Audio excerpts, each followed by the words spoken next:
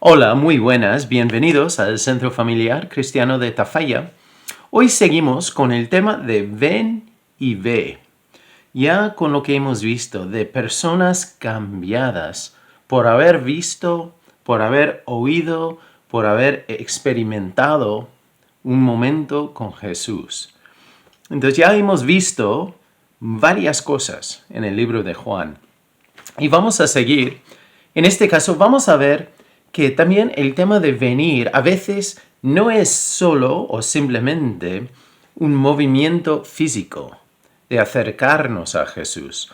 También es un movimiento mental. Es una acción de reconocer quién es Jesús y quién está con nosotros. Entonces, eso es lo que veremos en la historia de hoy. Estamos en Juan 5 y yo te animo a leer todo el capítulo. Nosotros vamos a leer desde el versículo 1 hasta el versículo 18 y después un par de versículos más en lo último del capítulo. Entonces, empezando en el versículo 1 dice: Después de estas cosas, había una fiesta de los judíos, y subió Jesús a Jerusalén. Y hay en Jerusalén, cerca de la puerta de las ovejas, un estanque, llamado en hebreo Betesda. Entonces, paramos un momento. Ese nombre, entonces para los judíos siempre los nombres tenían un significado importante. Entonces, en este caso, Betesda es casa de misericordia. Entonces ya ahí vemos el contexto, el contexto de esta historia. Está en este lugar que es un lugar que se llama Casa de Misericordia, el cual tiene 5 pórticos. En estos yacía una multitud de enfermos, ciegos, cojos y paralíticos que esperaban el movimiento de agua. Entonces, también la palabra que se usa para esta gente que está ahí quiere decir que sin fuerza y poder. Entonces, era un grupo así, sin fuerza y poder, que no podían hacer algo por sí mismo. Entonces, claro, en este contexto, ellos no podían ir físicamente y acercarse a Jesús, pero sí tendrán un momento de acercarse mentalmente y reconocer quién es Jesús. En el caso en concreto de experimentar o tener una experiencia con Él y después ya reconocer quién es. Entonces, seguimos. Dice, porque un ángel descendía de tiempo en tiempo al estanque y agitaba el agua. Y el que primero descendía al estanque, después del movimiento del agua, quedaba sano de cualquier enfermedad que tuviese. Y bueno, entonces allí incluso hicimos un estudio hace un tiempo de este pasaje. Entonces allí no voy a entrar en este tema de lo que pasaba. Entonces ya era un estanque y bueno, se ve que tenía un manantial que alimentaba el estanque por debajo, entonces ya y tenía varios minerales. Y bueno, no se sabe si había algo divino que pasaba con el agua o si era algo natural, pero bueno, entonces ya no vamos a quedar más tiempo ahí. Porque queremos ver lo que Jesús hacía y esta interacción. Y había ahí un hombre que hacía 38 años que estaba enfermo. 38 años. Eso es mucho tiempo. Entonces, ya si tú tienes una enfermedad durante 38 años, no vas a tener mucha esperanza en tu mente. Pero bueno, seguimos. Cuando Jesús lo vio acostado y supo que llevaba ya mucho tiempo así, le dijo, ¿quieres ser sano? Entonces, ya es lógico que, claro que él quiere ser sano, pero Jesús le lleva a un punto importante, que él tiene que reconocer, incluso decirlo, reconocer su necesidad. Y en el mundo de psicología se reconoce que al hablar, pronunciar algo, ya lo lleva como a otro nivel. Al reconocer un problema, una necesidad verbalmente, ya empiezas a enfrentarse con ese problema. Entonces, eso es lo que Jesús hace. Entonces le pregunta, ¿quieres ser sano? Señor, le respondió el enfermo, no tengo quien me mete en el estanque cuando se agita el agua. Y entre tanto que yo voy, otro desciende antes que yo. O sea, su enfoque está en lo que él puede o no puede hacer. Básicamente lo que dice es que, mira, Señor, me preguntas eso, pero no puedo. No puedo llegar a la única posibilidad para mí, que es llegar al agua y que me toque. Y Jesús le dijo, levántate, toma tu lecho y anda. Entonces es interesante porque Jesús no dice, mira, yo tengo otra cosa para ti. No enseña nada, no pone como una introducción aquí. Cuando este hombre dice que yo no puedo, Jesús dice, mira, tú no puedes, pero levántate, toma tu lecho y anda. Y al instante, aquel hombre fue sanado y tomó su lecho y anduvo.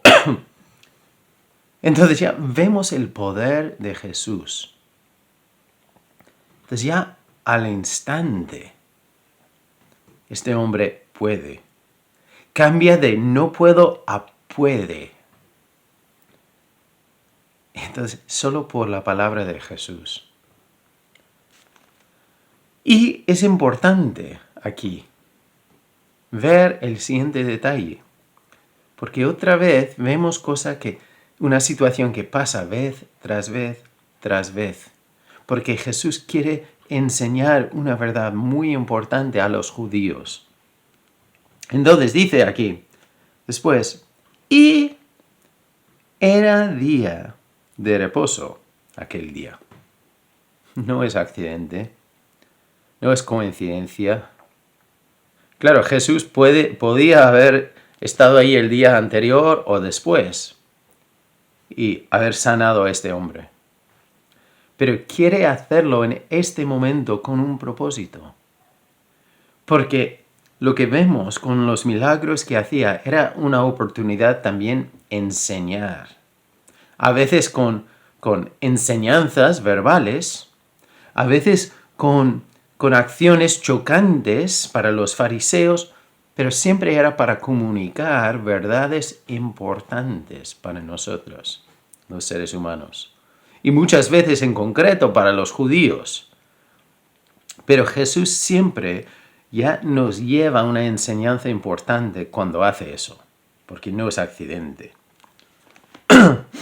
Entonces, le preguntaron al que fue sanado, ¿quién es él? Y entonces, el versículo 10, había saltado un trozo ahí, el versículo 10. Entonces los judíos dijeron a aquel que había sido sanado, oye, es día de reposo, no te es lícito llevar tu lecho. Entonces ya se enfrentan contra él. Dicen, mira, ¿pero qué haces? Es día de reposo, no puedes llevar cosas, no puedes trabajar así. Y él les respondió, entonces ya con lógica, a este ataque. Es curioso porque aquí los líderes no están asombrados, no están celebrando este momento de sanación. Que antes no podía, durante mucho tiempo que no podía hacer nada, ahora está de pie, caminando. Entonces ya están tan duros de corazón que en vez de celebrar, están criticando. Y él responde con lógica, y él dice que, mira, el que me sanó, él mismo me dijo, toma tu lecho y anda. Entonces lo que él dice, el que mostró su poder, claro, voy a obedecerle a él. No a vosotros que venís aquí con crítica, sin ayudarme en nada después de 38 años de enfermedad. Es lógico. Y él, entonces le preguntaron, vale, ¿y quién es él que te dijo, toma tu lecho y anda? Y el que había sido sanado no sabía quién fuese, porque Jesús se había apartado de la gente que estaba en aquel lugar. Entonces los líderes ya quieren poder pillarle a Jesús. Quieren poder ya quitarle de encima. Querían poder acusarle, arrestarle, matarle, ya quitarle de la escena. Pero este hombre no sabe quién fue ese hombre.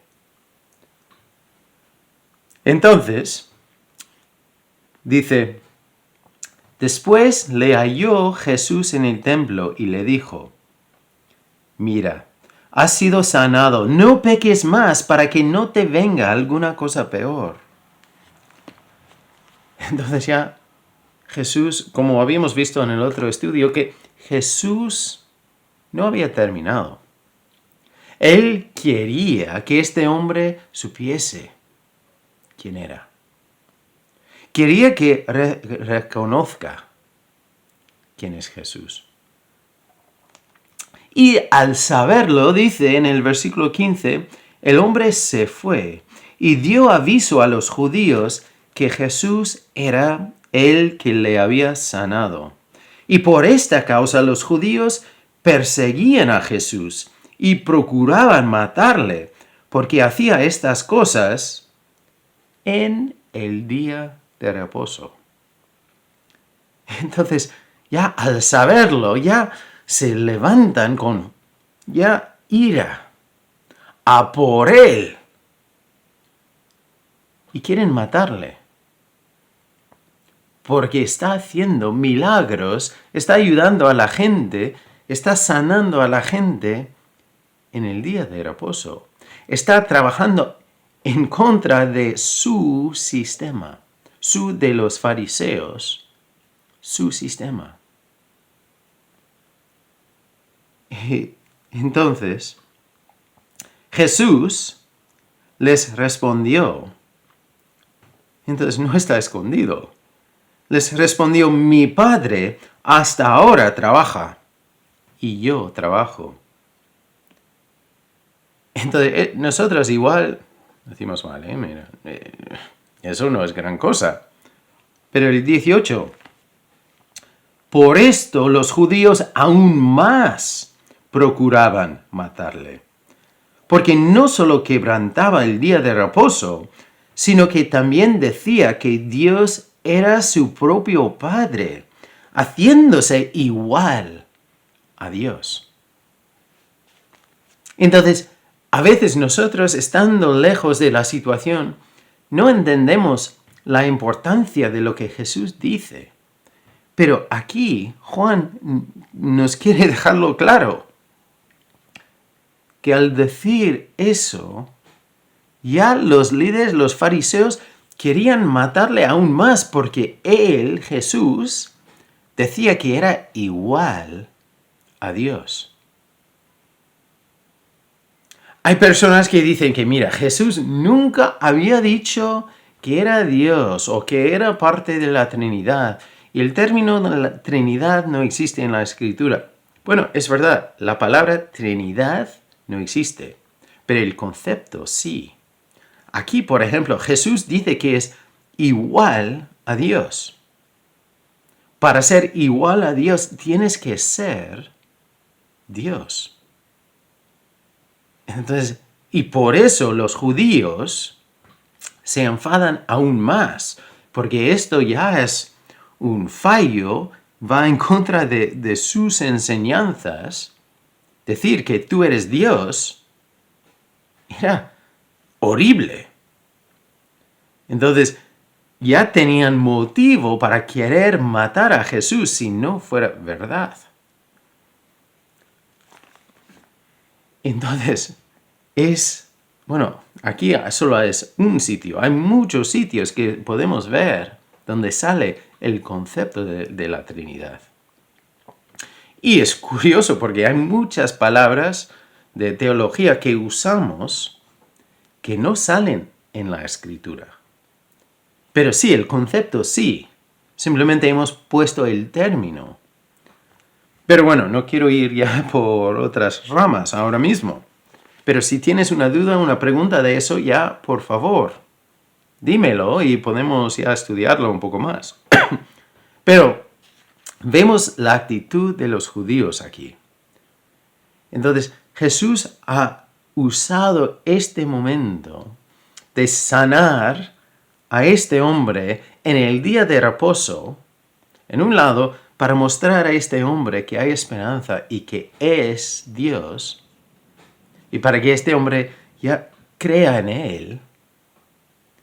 Y estoy seguro que más gente también, porque como llevaba tanto tiempo sin esperanza, de repente ya poder hacer todo lo que no podía, impacta. Pero también lo usa para ya confrontar una situación con los fariseos. Y ellos entonces ya quieren matarle aún más. Ya lo ven clarísimo. Y él entonces desde el versículo 19 al final del capítulo, entonces él entra presenta quién es y explica ya que es el tema de, como él decía, que era igual a Dios, entonces lo explica, lo presenta más y también da testimonio, da los testigos, porque para los judíos, para defender una situación o presentar un caso, tenías que tener 2 o 3 testigos. Jesús presenta 4 sobre su ser igual a Dios. Entonces, él habla de Juan el Bautista, pero después dice que no voy a usar el hombre, pero él hablaba de quién soy yo. Y habla de las obras que hace, que muestra que es Dios, porque las obras eran obras de Dios. Después dice que Dios el Padre también da testimonio de que Jesús es igual a Dios. Y habla de las Escrituras. Entonces da 4 testigos que ya proclaman esa verdad. Y es interesante porque dice, vamos a leer un par de pasajes, porque hablando de los fariseos, los expertos en las Escrituras, dice, primero voy a leer los versículos 37 al 40, y dice, también el Padre que me envió ha dado testimonio de mí. Perdón. Nunca habéis oído su voz, ni habéis visto su aspecto, ni tenéis su palabra morando en vosotros, porque a quien él envió vosotros no creéis. Escudriñad las Escrituras, porque a vosotros os parece que en ellas tenéis la vida eterna, y ellas son las que dan testimonio de mí, y no queréis venir a mí para que tengáis vida. Entonces, y antes habla de las obras dan testimonio. Pero, entonces aquí dice que mira, vosotros decís que sois los expertos de las Escrituras y que estáis plantados en las Escrituras. y sabéis muchas cosas. Pero, bueno, como dice en el 39, os parece que en ellas tenéis la vida eterna, y ellas son las que dan testimonio de mí. O sea, que este libro da testimonio de Jesús. Entonces, si tú dices que, bueno, yo sé mucho de la Biblia, yo creo que la Biblia es la palabra de Dios, yo leo la Biblia todos los días, pero no ves a Jesús, has perdido el significado, has perdido el enfoque de todo, porque el Antiguo Testamento se apunta hacia la venida del Mesías. Y ya con las profecías que se cumplió en la venida de Jesús y lo que él hacía durante su vida, y como él fue vendido, murió, resucitó, mostrando el poder de Dios, entonces vemos que él fue y es el Mesías. Entonces, esta escritura nos da testimonio de ello. Entonces, un experto de la palabra de Dios que no ve a Jesús y no reconoce a Jesús, lo ha perdido. Y es curioso porque aquí hablando con los judíos, con los fariseos, los líderes de los judíos, entonces dice en el 46, bueno, en el 45 voy a empezar, y dice, no penséis que yo voy a acusaros delante del Padre. Hay quien os acusa, Moisés. Porque ellos ya levantaban a Moisés, porque claro, él tenía un papel muy importante para ellos como nación y entre ellos y Dios. Y ya vemos que su historia en el Antiguo Testamento era muy importante. Pero Jesús aquí dice, mira, yo no voy a acusaros delante de Dios. Hay quien que os va a acusar. Dice, Moisés, en quien tenéis vuestra esperanza. Porque si creyeses a Moisés, me creeráis a mí. Porque de mí escribió él.